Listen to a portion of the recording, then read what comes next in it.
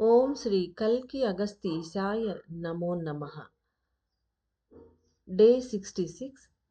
108 दिवसीय आत्म गायत्री श्री चक्र साधना करने वाले प्रिय शिष्यों को और 48 दिवसीय आत्म गायत्री साधना करने वाले प्रिय शिष्यों को श्री आदिशक्ति का अनुग्रह भाषण। ओम श्री आदिशक्तिये नमो नमः। इस समस्त जगत को पालन करने वाले श्री आदिशक्ति का आशीष सभी को प्राप्त हो। संघनन हो रहे सभी देवियों के नायिका मैं इस समय किस तरह का कार्य संभाल रही हूँ, इस बात को जानना आवश्यक है। मनुष्य अपने भीतर की भावनाओं को समझते हुए उन्हें स्वीकार करना जब सीख जाते हैं तो ही अच्छे परिणाम प्राप्त हो सकते हैं, क्योंकि आप सभी अपने प्राण शक्ति को पहचाने बिना ही जी रहे हैं। अपने भीतर उत्पन्न हो रहे परिवर्तनों को जानना अत्यंत आवश्यक है। इस पृथ्वी में हो रहे सभी परिवर्तनों को भावनाओं के माध्यम से समझ पाने की क्षमता होना चाहिए। प्राण ही भावना का आधार है। भावनाएं ही वे शक्तियां हैं जो मनुष्य को भीतर से संचालित करती हैं। यानी माँ आदिशक्ति ये कह रही है कि भावनाओं की कमी है हमारे अंदर, और भावना प्राणों का आधार से ही बनता है, यानी प्राणों से ही भावना उत्पन्न होते हैं। प्राण शक्ति ही उसका आधार है। हम ड्राई रहते हैं, इसलिए कुछ भी जान नहीं सकते। भावनाओं द्वारा हम सूक्ष्म तर चीजों को भी हम जान पाते हैं। भावना यानी इल्यूशनरी इमेजिनेशन नहीं है। इमेजिनेशन को पकड़ के भावनाओं के थ्रू हम अंदर अगर ट्रैवल करेंगे तो हर एक वो चीज़ जो अभी घट रही है उनको जान सकते हैं। और माँ का एक और भी कंप्लेंट है, पहले 2 साल के पहले मैसेज में भी किया था माँ ने, कि आप अपने प्राण यानी आदिशक्ति माँ को नहीं जानते हैं, उनके बारे में जानना ही नहीं चाहते हैं। अभी भी वो ही कह रही हैं कि आप अपने प्राणों के गति को नहीं जानते हैं, क्योंकि हमारे अंदर भावनाओं का भाव दारिद्र्य है हमारे पास। इसलिए मनुष्य अपने भीतर की भावनाओं को समझते हुए उन्हें स्वीकार करना सीख जाते हैं अगर, तो अच्छे परिणाम प्राप्त हो सकते हैं। यही कह रही है माँ। यह समय अनेक देवियां संगनन हो रहे हैं। आदिशक्ति रूप में इस समय कौन सा कार्य कर रही हूँ और मनुष्यों के सिर में मैं कौन सा कार्य आरंभ किया हुआ है, इन सभी बातों को जानना आवश्यक है। क्योंकि पहले माँ कुछ और काम करती थी हमारे अंदर और अब कुछ और काम करेगी। अगर ये डिफरेंस ही हम नहीं जानते, हम ऐसे जड़ जंतु की तरह अगर रहने लगे तो बिना फीलिंग्स के, बिना जाने पहचाने अज्ञान में जिएंगे तो हमारे उद्धार कभी नहीं हो सकता। इसीलिए माँ बार बार कह रही है कि इस समय देवियां संगनन हो रही, यानी माँ आदिशक्ति भी संगनन हो रही है। वो देवियां सब जब कंप्लीट हो जाएंगे, माँ आखिरी में वो भी संगनन हो जाएगी माँ कामाक्षी को लेकर। तो उसके पहले ही हमें जागृत होना है, इसलिए माँ बार बार कह रही है।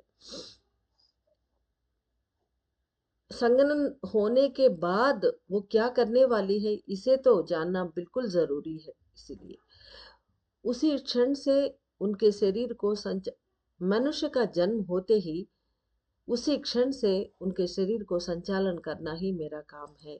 यानी जैसे ही मनुष्य धरती पर जन्म लेते हैं उसी क्षण वो चलना फिरना यानी रोना धोना वो सब शुरू हो जाएगा। इंसान जब पैदा होता है उसी क्षण रोता है। रोना मतलब उनके अंदर प्राणों का संचार शुरू हो गया है। वो ही माँ बता रही है, मनुष्य का जन्म होते ही उसी क्षण से उनके शरीर को संचालन करना मेरा काम है। उनके कामनाओं को, जरूरतों को पूरा करने के लिए शक्तियां प्रदान करना भी मेरा काम है। ऐसे स्थिति में अब मैं संगनन होने जा रही हूँ तो मनुष्य का क्या होगा, इस बात को जानना जरूरी है। यानी सब कुछ जब हम जन्म लेते हैं उसी क्षण से हमारे सभी जरूरतों को पूरा करने के लिए माँ का प्राण संचार अंदर है, तभी तो हम कर रहे हैं। शक्तियां प्रदान कर रही है तभी तो हम जिंदा है। तो ऐसे में जब वो अंदर चली जाएगी, कभी हमने सोचा है कि हमारा क्या होगा? ऐसी स्थिति में अब मैं संघनन होने जा रही हूँ तो मनुष्यों का क्या होगा? इस बात को जानना जरूरी है। मैं आदिशक्ति इस संसार में पंचभूत शक्तियों के साथ मिलकर काम करती हूँ। प्रकृति ही मेरा सभी गतियों का आधार बनती है। सत्ययुग की सीमा पर मैं विस्तार करना आरंभ करती हूँ। कलियुग की सीमा में मैं संगनन आरंभ करती हूँ। यानी माँ हमेशा प्राण शक्ति जो आदि शक्ति है, ये मतलब इंसान के अंदर तो वो करेगी करेगी हर युग में, लेकिन ये आदि शक्ति के रूप में माँ कह रही है कि वो सतयुग के सीमा पर विस्तार करना आरंभ करती है। और कलयुग के सीमा पर, यानी कलयुग का जब अंत हो रही है, उस समय वो अपने सोर्स में चले जाने की, यानी संघनन होना वो आरंभ करेगी, जो अब हो रही है।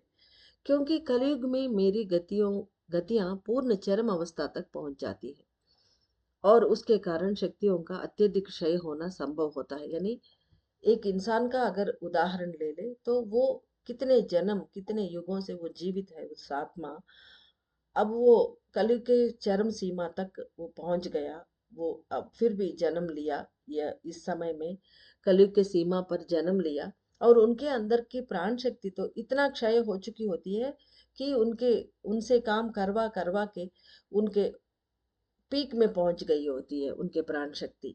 वही माँ बता रही है कलयुग के सीमा पर, क्योंकि कलयुग में मेरी गतियां पूर्ण चरम अवस्था तक पहुंच जाती है और उसके कारण शक्तियों का अत्यधिक क्षय होना संभव होता है। इसीलिए मैं कलयुग के काल में संगणन करना आरंभ करती हूँ। उष्ण शक्ति से उत्पन्न हुई मैं इस समय शीतलता प्राप्त करना प्रारंभ कर चुकी हूँ। यानी ये उष्ण शक्ति से पैदा होती है। माँ का अवतरण उष्ण शक्तियों से होती है। एक पूर्ण आत्मा दो में बट जाती है तो उष्ण शक्तियाँ माँ बन जाती है और शीतल शक्तियाँ हमारे पिता शिव बन जाते हैं, यानी आत्मा बनती है और हमारे अंदर हमारे शरीर को दोनों चलाते हैं। उष्ण शक्ति से उत्पन्न हुई मैं इस समय शीतलता को प्राप्त करना प्रारंभ कर चुकी हूँ। यानी संगनन इनका आरंभ हो गया है। मनुष्य देवताओं के संगनन को समझ नहीं पाते। यानी कितना मुश्किल है, हम तो सिर्फ बातों को पढ़ सकते हैं या सुन सकते हैं, लेकिन ये संगनन होता क्या है, विस्तार को होता क्या है। विस्तार यानी थोड़ा बहुत तो समझ ही सकते, क्योंकि हम चल फिर रहे हैं कि हम समझ सकते हैं कि माँ काम कर रही है। माँ नहीं काम करना, ये तो हम सोच भी नहीं सकते कि होता कैसे है। फिर भी इस समय मैं जो कुछ घटित हो रहा है उसके बारे में स्वयं आपको बताती हूँ। यानी माँ हमें वर्बली समझाएगी। मैं इस धरती पर स्वर्ण शक्तियों के रूप में भी और ताम्र शक्तियों के रूप में भी फैल कर रहती हूँ। यानी धरती में वो उन रूपों में माँ रहती है। अब मैं पारद और रजत नामक खनिज शक्तियों के साथ एकीकार हो रही हूँ। यानी माँ ये तो आदि शक्ति है, शक्ति के रूप में ही रहती है, खनिज शक्तियों में प्रकृति के शक्तियों के रूप में ही रहती है। ऐसे नहीं कि हम 4 भुजों वाली या 18 भुजों वाली को पूजा करते हैं एक चित्र बनाकर। वो तो समय समय पर जो जरूरत पड़ी उस समय वो रूप लेकर वो आई और चली जाती है। उन रूपों को ऋषि मुनियों ने देखा, महसूस किया, वो उन्होंने हमें बताया और उनका चित्र हमें जान पड़ती है। लेकिन वैसे तो माँ एक शक्ति के ऊर्जा के रूप में हर जगह फैली रहती है। माँ पहले धरती पर स्वर्ण और ताम्र शक्तियों के रूप में, खनिज रूप में स्थित होती है। अब वो अपना रूप बदलकर ये पारद और रजत यानी चांदी के शक्तियों के रूप ले रही है। सूर्य में होने वाले विस्फोट ही इसका मूल कारण है। यानी इसका एक एक चीज का एक एक इंटर डिपेंडेंट है, एक दूसरे के ऊपर डिपेंड होकर ये घटना चल रही है। लेकिन इसका सोर्स में अगर हम चले जाए तो इसका मूल कारण जो है सूर्य के अंदर होने वाले विस्फोट, यानी बाहर होने वाले विस्फोट है। सूर्य में होने वाले इन विस्फोटों के कारण असीमित पारे की शक्तियां बाहर प्रकट हो रही हैं, वे सभी पारे की शक्तियां इस पूरे विश्व में फैल रहे हैं। यानी सूर्य के अंदर विस्फोट होते हैं, उस उन विस्फोटों में कई अणु शक्तियां बाहर प्रकट होती हैं। उनमें से पारे के कण भी बाहर ज्यादा आते हैं, क्योंकि वो परमात्मा के शक्तियां हैं। तो पारे के कण पूरा विश्व में ब्रह्मांड में फैले होते हैं, लेकिन पर धरती की ओर ज्यादातर खींचे चले आ रहे हैं। यानी ये पारे के कण जो है विस्फोट में बाहर आए, वो धरती पर ज्यादा खींचे चले आ रहे हैं। इसीलिए जो आत्माओं के पास अधिक मात्रा में मैग्नेटिक शक्तियां मौजूद होते हैं, वे धरती पर उतर रहे हैं। यानी सभी जो नक्षत्र शक्तियां आ रहे हैं, शिवांश भी आ रहे हैं, और भी देवता, ये 12 देवी देवता आए हुए हैं अनबाले में, ये सभी इसलिए हो रहा है, इनके अंदर पूरे मैग्नेटिक एनर्जीज भरे होते हैं, ये इसलिए आ रहे हैं। यानी सूरज से ये विस्फोट संभव हो रहे हैं, उनके थ्रू कई पारे की शक्तियां आ रहे हैं, और वो पारे की शक्तियां आत्माओं के रूप में ये धरती पर उतर रहे हैं। ये सभी अधिक शक्तिवान पारे के कांति शक्तियां ऊष्म शक्तियों को आकर्षित कर रहे हैं, यानी अपोजिट को ही आकर्षित करते हैं। नीचे जो धरती पर ऊष्म शक्तियां हैं, यानी देवियों के रूप में हो या खनिज शक्तियों के रूप में हो, वो सभी को ये पारे की शक्तियां आकर्षित अपनी ओर खींच रहे हैं। फलस्वरूप धरती पर ऊष्म शक्तियां बढ़ते जा रहे हैं। यानी इनके साथ मिलने के बाद हम सोचते हैं कि हमारे बुद्धि को ये सूझ रही है कि अगर ये ऊष्म शक्तियां पारे की शक्तियों के अंदर मिल जाएं तो क्या होगा, ये शायद ठंडे हो जाएंगे। लेकिन माँ कह रही है फलस्वरूप धरती पर ऊष्म शक्तियां बढ़ते जा रहे हैं। साइंटिस्ट भी यही कह रहे हैं, सूरज के अंदर कुछ चेंजेस आ रहे हैं, इसकी वजह से यहाँ गर्मी बहुत अधिक बढ़ गई है पहले से ज्यादा, और ठंडा भी बहुत, शीतलता भी बढ़ गई है, दोनों एक्सट्रीम में पहुंच गए हैं। ऊष्म शक्तियां सभी पारे के शक्तियों से मिल जाना ही इसका कारण है। यानी ये एक दूसरे के अंदर ये मिल रहे हैं, इसकी वजह से ही ये ऊष्म शक्ति धरती पर फैल रही है। इस धरती पर जो विद्युत किरणें हैं, वे सभी स्वर्ण और ताम्र शक्तियों से भरे होते हैं, और इस समय वे क्षीण हो रहे हैं, क्योंकि वो पारे के कणों के अंदर मिले जा रहे हैं। और जो उष्ण शक्तियां इंसानों को चाहिए, धरती में चाहिए, वो अभी नहीं मिल रहे। उष्ण से ऊष्मा तो बढ़ रही है, लेकिन हमें वो नहीं मिल रहे। इसका फंडा क्या है, इसका फार्मूला क्या है, हमें इतनी आसानी से समझ में नहीं आएगा। जो माँ कह रही है उसको आत्मसात करके समझने की हम सब मिलके कोशिश करेंगे।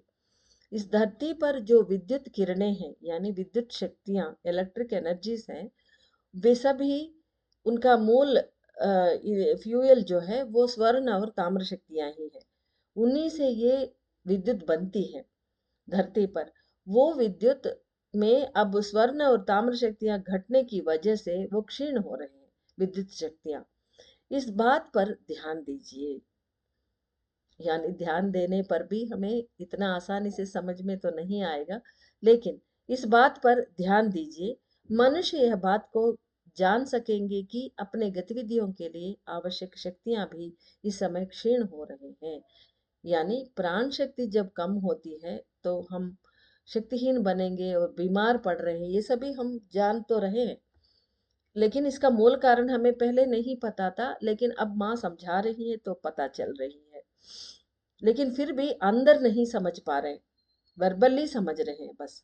मनुष्य यह बात को जान सकेंगे कि अपने गतिविधियों के लिए आवश्यक शक्तियां, जो ईंधन है, इस समय वो क्षीण हो रहे हैं। मैं आदिशक्ति इस पृथ्वी में स्वर्ण और ताम्र शक्तियों को विद्युत किरणों में परिवर्तित करके उन्हें ग्रहण करती हूँ, और उसी से कार्य करती हूँ कि मतलब ये स्वर्ण और ताम्र शक्तियों को ये अपने अंदर लेके ही शिव से अलग हो गई है।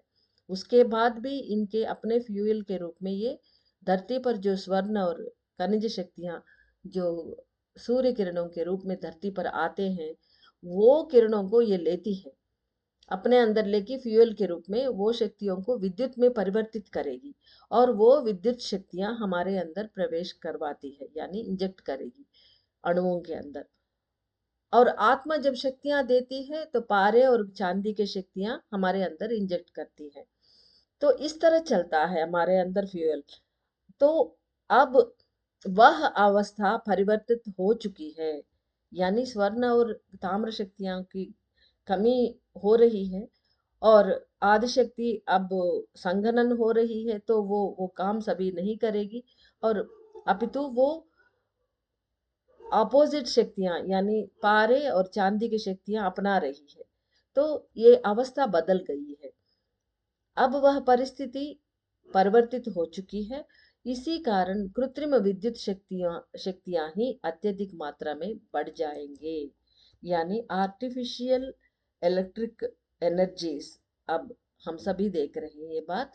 आर्टिफिशियल सूर्य से जो किरणें आ रही हैं, जिनमें स्वर्ण और ताम्र शक्तियां हैं, उनसे जो बनती है इलेक्ट्रिसिटी, वो हम सहज रूप से लेते थे, प्रकृति से या माँ से, कहीं से भी लेते थे, हम जीते थे।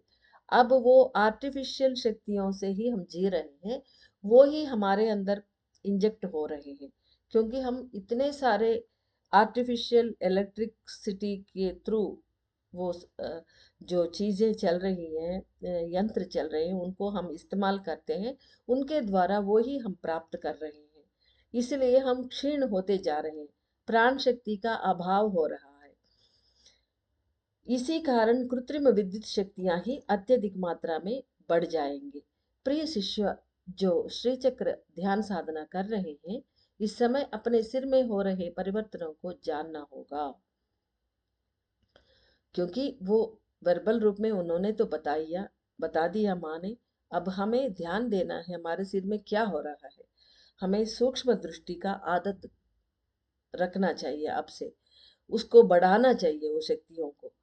आप सभी सिरों में मैं संघनन हो रही हूँ, मगर सतयुग वासियों के आत्माओं को मैं अपने शक्तियां प्रदान करूंगी। इसके सूक्ष्म हमें जानना होगा। ये संघनन तो हो रही है, लेकिन हमारे अंदर यानी सतयुग वासियों के अंदर, श्री चक्र ध्यान साधना करने वालों के अंदर ही ये संघनन हो रही है। लेकिन सतयुग वासी यानी हम ही हमारे आत्माओं को वो शक्तियां भी देगी, ऐसा कह रही है। यानी पूरी तरह संघनन हो रही या नहीं, लेकिन हमें तो शक्तियां भी देंगी वो। यानी हम लोग एक्सेप्शनल केसेस हैं। श्री चक्र ध्यान साधना करने वालों के लिए मेरा संघनन पूर्ण रूप से नहीं घटेगा, यानी ये जो घटना है ये पूरी तरह नहीं होगा हमारे अंदर, क्योंकि हम लोग अब सतयुग वासी बन रहे हैं और करुणा की द्वार खोलने के लिए हम तपस्या कर रहे हैं। इसीलिए हमारे कार्य जारी रखें। इसके लिए माँ हमारे लिए पूर्ण रूप से संघनन नहीं होते हुए हमें शक्तियाँ प्रदान कर रही, यानी पूरी तरह माँ संघनन होने के लिए, यानी इस ब्रह्मांड से भी माँ पूरी तरह अंदर चले जाने के लिए, शिव के अंदर बिंदु में जाने के लिए अभी समय है। अब हमारे लिए बहुत स्लो है और बाकी के लिए तेजी से वो संघनन होके अपने प्राण शक्तियाँ वापस खींच रही हैं, उनके लिए शक्तियाँ नहीं मिल रही हैं। उसके बदले में मैं जो पिघल कर अंदर मिल रहे आत्मगर्भ बीजों के लिए एक अच्छे मार्गदर्शक बनूंगी। यानी माँ कह रही है कि श्री चक्र ध्यान साधना करने वालों के लिए संगनन पूर्ण रूप से नहीं होगा और शक्तियां भी मैं दे दूंगी। वो संगनन पूर्ण नहीं होगा, इसके बदले में वो क्या करेगी, अंदर जो आत्मा गर्भ बीज कण है जो प्रकट हो रहे हैं रोज और वो हमारे रक्त में मिल रहे हैं पिघल कर, उनके लिए ये मार्गदर्शक बनेगी। कैसे वो बताएंगी। जो आत्मा ये मुक्ति की कामना नहीं कर रहे हैं, उनके और अन्य मनुष्यों के लिए ऊष्मा ऊर्जा अर्थात प्राण शक्ति तीव्र गति से घट जाएगा, यानी उनके लिए नहीं मिलेगी, हमारे लिए मिलेंगे। और जो आत्मा ये मुक्ति की ओर नहीं चल पड़ेंगे और कामना भी नहीं करेंगे, और भी अन्य लोग हैं जो अलग ही दुनिया में जो जी रहे हैं, उनके लिए ये ऊष्म शक्तियां पूरी तरह घटना शुरू होगा। केवल श्री चक्र ध्यान साधना करते हुए सत्ययुग का प्रवेश कर रहे आत्माओं के लिए ही मैं इस समय करुणा रूपी शक्ति बनकर काम करूंगी। ये शक्तियां देंगी हमें माँ। मेरी ऊष्मा शक्ति रूपी विद्युत किरणों को चुंबकीय किरणों से मिला दूंगी। यानी पहले पैराग्राफ में भी कहा है कि अब वो रजत और पारे की शक्तियों को लेना शुरू करेगी। अब वही बोल रही है कि अपने ऊष्मा रूपी विद्युत किरणों को ये मैग्नेटिक लाइट फाइबर्स में ये बदल देंगी। फलस्वरूप हर एक आत्मकण जो पिघल कर कार्य कर रहे हैं, वे मेरी अनुभव ज्ञान रूपी उच्चतर भावनाओं को अपने भीतर समा लेंगे। यानी जब बिंदु स्थान में ये माँ शक्तियां, सभी देवी शक्तियां जा रही हैं बिंदु स्थान में संघनन होने के लिए, टाइम तो लगेगा लेकिन वो कार्य आरंभ हो गया है। तब उनके सारे ऊष्म शक्तियां ये आत्म कणों को ट्रांसफर होगा और वो पिघलना शुरू करेंगे, हमारे रक्त में मिलना शुरू करेंगे। अब उनको ये अपना शक्तियां बदलना, मतलब ऊष्म शक्ति तो देगी, उसके साथ साथ ऊष्म शक्तियों के साथ साथ अपने ये मार्गदर्शक बनकर अपने भावना रूपी वो अनुभव ज्ञान वो उनको प्रदान करेगी। क्योंकि अब वे सभी मिलकर आत्मा बन के हमारे अंदर माँ प्राण शक्ति का स्थान लेकर हमें चलाएंगे, हमारी जिंदगी चलाएंगे। तो माँ की अनुभव ज्ञान तो चाहिए उनको, वो भावनाएं भी उनको चाहिए, क्योंकि आत्मकरणों को भावनाएं नहीं होती, भाव रहित होते हैं। शिव तो हमेशा भाव शून्य होते हैं। इसलिए माँ अपना ट्रांसफर करेगी अपने शक्तियों को, वे मेरे अनुभव ज्ञान रूपी उच्चतर भावनाओं को अपने भीतर समा लेंगे। इसीलिए जो सत्ययुगवासी बनकर विकसित हो रहे हैं, केवल उन्हीं के लिए भौतिक जीवन सही रूप में चलेगा, आंतरिक जीवन का भी विकास होगा। अन्य लोगों के लिए ऊष्म शक्तियां जो स्वर्ण और ताम्र शक्तियां हैं, उनकी कमी होने के कारण सभी मनुष्य पूरी तरह से कृत्रिम विद्युत किरणों पर निर्भर हो जाएंगे। इससे भौतिक जीवन में कष्ट होगा, इच्छाएं और आवश्यकताएं अधूरी रह जाएंगी। यानी ये पूर्ण तरह से मेटीरियलाइज नहीं होंगे, क्योंकि ऊष्म शक्तियों से ही ये सब होगा और वो नहीं होंगे। और वो मुक्ति मार्ग पर अगर चलेंगे तो उनको आत्मशक्तियां प्राप्त होंगे। माँ भी अब आत्मशक्तियां प्राप्त करना शुरू कर रही है, वो शक्तियां देंगी, तब उनका मेटेरियलाइज होगा हमारी तरह, लेकिन अब वो नहीं होंगे।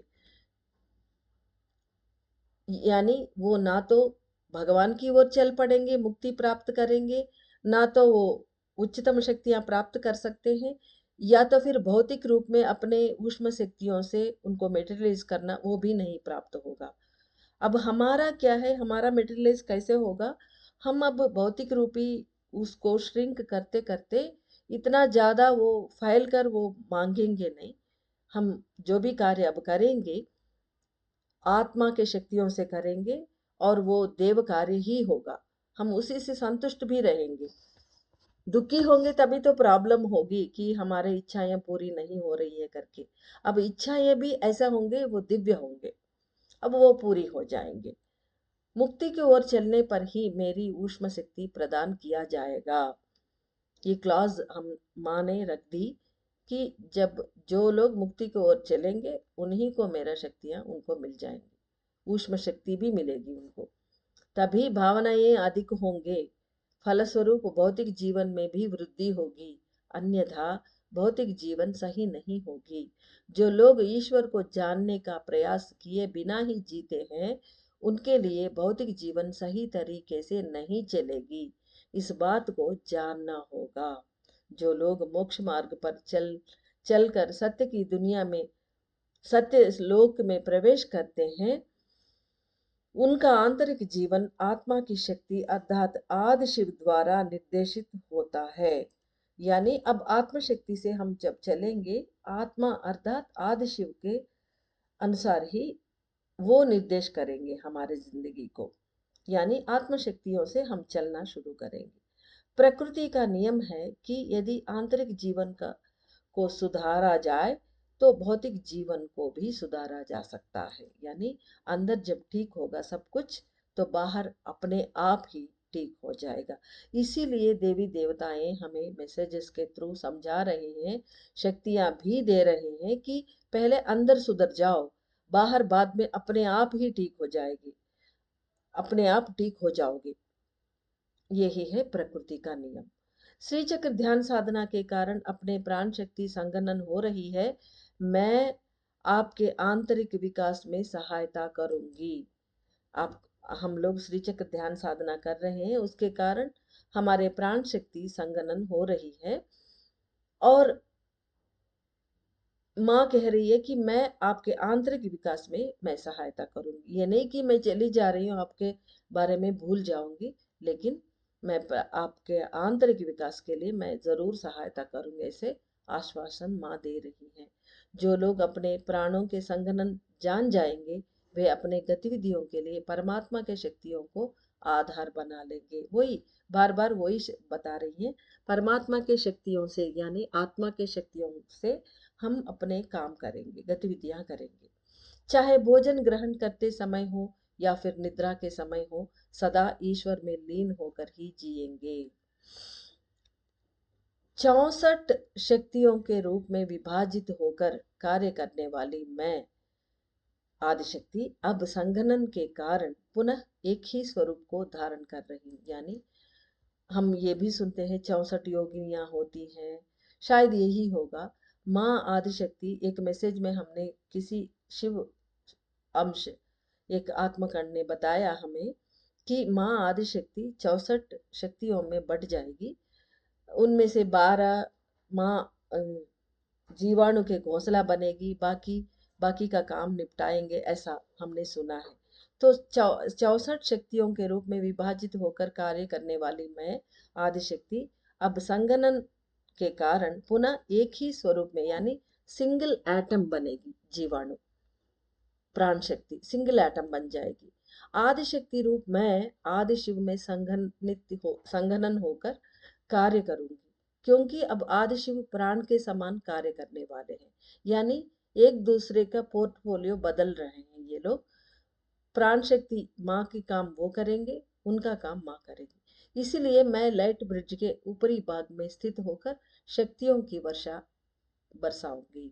यानी जहाँ आदिशिव रहते थे, अभी वो पूरी तरह नहीं हुआ, वो धीरे धीरे वहां से चल पड़ेंगे और ये संगनन होना शुरू करेंगी। तो जब वो पूरा होगा तो ये लाइट ब्रिज के अग्रभाग में एज में ये खड़े होकर, जैसे आदिशिव आत्मा खड़ी होती है, वहां खड़े होकर ये काम करेंगी, अपने शक्तियों की वर्षा करेगी। आत्मा रूप शिव के कार्यों को ही मैं करूंगी। लाइट ब्रिज के शिखर भाग पर प्राण शक्ति स्वरूप आदि शक्ति का स्थित होने जैसा अभूत घटना केवल सतयुग वासियों के लिए ही घटने वाला एक महान और दिव्य घटना है। यानी ये इतनी आसानी से नहीं होती चारों युगों में, केवल हम ही लोगों के लिए, सतयुग में जो प्रवेश करे हैं उनके लिए यह अभूत घटना होगी कि माँ आदिशक्ति लाइट ब्रिज के एज में खड़ी होगी। आपका लाइट ब्रिज देवताओं द्वारा स्थापित लाइट ब्रिज से जुड़ा हुआ है, लेकिन मैं उसका प्रारंभ बिंदु पर स्थित होकर अपना काम करूंगी। यानी जो लाइट ब्रिज है हमारा बहुत छोटी होती है, क्योंकि आत्मशक्तियां कम है हमारे अंदर। तो देवताओं ने अपने आत्मशक्तियों से बने लाइट ब्रिज को हमारे साथ जोड़ दिया है। अगस्त्य महर्षि भी अपने लाइट ब्रिज से जोड़ दिया है। लेकिन माँ कह रही है कि उनके जो प्रारंभ स्थान है वहां मैं खड़ी हो जाऊंगी। यानी हमारे लाइट ब्रिज के एज और देवताओं के लाइट ब्रिज का प्रारंभ स्थान, ऐसा वहां पर वो रहेंगी। मैं कहीं पर भी हूँ, लेकिन भौतिक जीवन के लिए ही अपने शक्तियां बरसाऊंगी। लेकिन वह भौतिक जीवन भी तब परमात्मा के साथ एक होकर ही रहेगा। यानी जैसा अन्न का ग्रहण करते वक्त भी, निद्रा के समय भी, हमेशा देव के बारे में, देव के लय में, परमात्मा लय में जीना, वैसे ही काम करना, ऐसा होगा। आपके सभी कार्य देव कार्य ही होंगे। सत्य को जानने की प्रयास कीजिए। यानी ये सभी सत्यों को हमें एक्सेप्ट करना होगा। श्री आदिशक्ति के परिपूर्ण आशीर्वाद।